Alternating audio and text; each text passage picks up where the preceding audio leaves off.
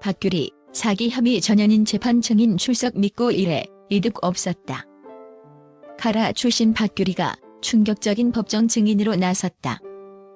한때 뜨겁게 사랑했던 전현인 송자호가 연루된 수백억대 사기 혐의 사건 공판에 증인으로 출석해 직접 신문을 받은 것이다. 청담동 주식부자 이희진 형제까지 연루된 이 사건은 무려 1만 4천여 명의 피해자와 339억 원에 달하는 피해 금액으로 세간을 경악하게 했다. 박규리는 법정에서 자신이 송자호의 사업에 참여했으나 불법 행위와는 무관하며 어떠한 이득도 취하지 않았다고 강력히 주장했다. 과연 이 논란의 중심에 선 박규리는 진실을 밝히고 명예를 회복할 수 있을까? 전현인 수백억 사기 혐의 재판에 박규리 증인 출석 법정 현장 긴장감. 2025년 7월 16일 서울 남부지법 제12형사부의 심리로 진행된 송자호 등에 대한 사기 혐의 사건 공판에 카라 출신 박규리가 증인으로 출석했다. 한때 공개 연인으로 뜨거운 화제를 모았던 전 남자친구의 재판에 직접 증인으로 나선 그녀의 모습은 법정 안팎의 시선을 집중시켰다. 이 사건은 송자호뿐만 아니라 청담동 주식부자로 알려졌던 사기꾼 이희진과 그의 형제까지 함께 기소되어 그 규모와 파장이 엄청나다. 검찰은 구속영장을 통해 피해자가 무려 1만 4천여 명에 달하며 이들이 빼돌린 금액은 총 339억 원에 이른다고 적시했다. 이처럼 엄청난 규모의 사기 사건에서 카라 출신 박규리의 등장은 대중의 이목을 끌 수밖에 없었습니다. 그녀가 단순한 참고인이 아닌 한때 뜨겁게 사랑했던 전현인 송자호의 재판에 직접 증인으로 출석했기 때문입니다. 박규리는 송자호와 2019년부터 2021년까지 약 2년간 공개 열애를 하며 세간의 이목을 집중시켰습니다. 특히 이 교체 기간 동안 그녀는 송자호가 운영하던 피카 프로젝트의 큐레이터 겸 최고 홍보 책임자를 맡았던 이력이 있었습니다. 바로 이 직책 때문에 박규리는 피카코인 사기 혐의와 관련하여 이미 검찰 조사 과정에서 참고인 자격으로 소환되어 조사를 받은 바 있습니다. 그녀의 이름이 사건에 지속적으로 거론되면서 대중은 과연 그녀가 이 사기 사건의 전말을 어디까지 알고 있었는지, 그리고 어떤 역할을 했는지에 대해 끊임없이 궁금증을 가져왔습니다. 그녀의 이번 법정 증언은 이러한 의문들을 해소하고 사건의 진실을 밝히는 데 중요한 전환점이 될 것으로 예상됩니다.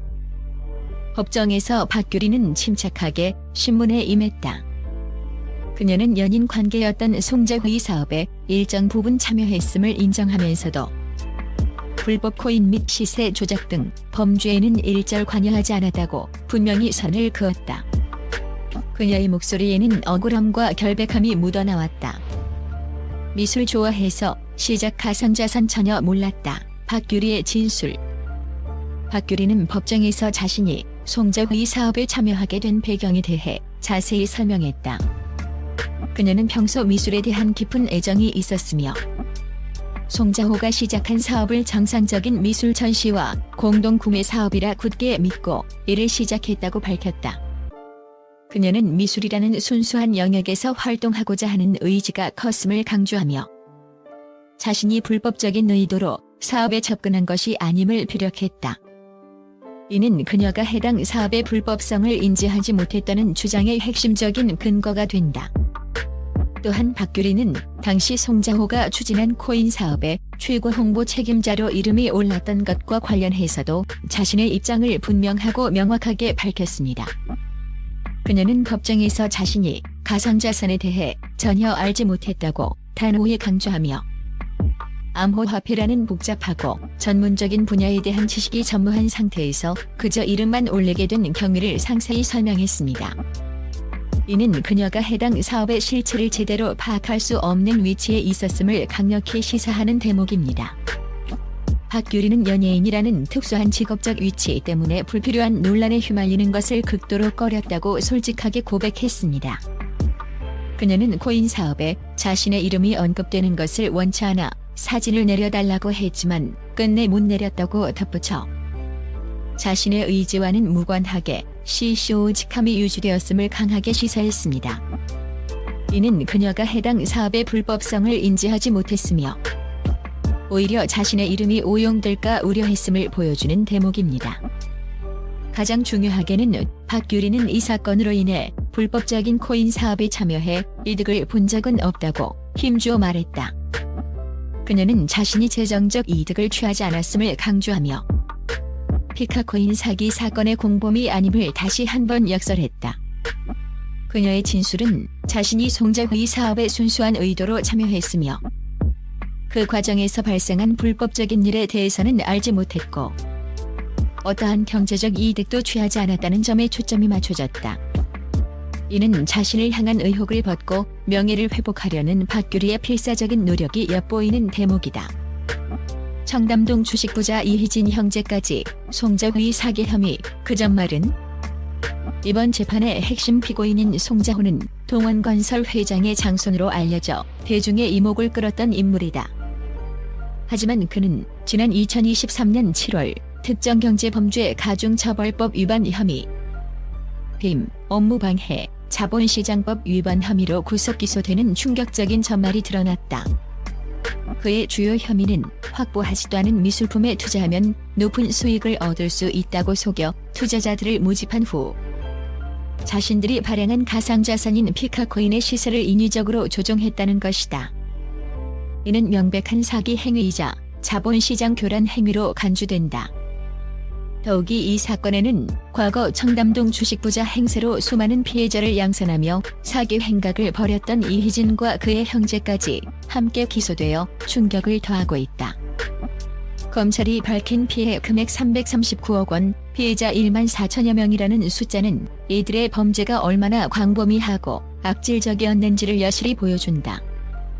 송자호는 2019년부터 2021년까지 약 2년간 박규리와 공개 열애를 했으며 박규리보다 12살 연하로 알려져 당시에도 많은 화제를 모았다. 박규리는 바로 이교제 시기에 송자휘 사업인 피카 프로젝트의 큐레이터 겸 CCO로 참여하게 된 것이다.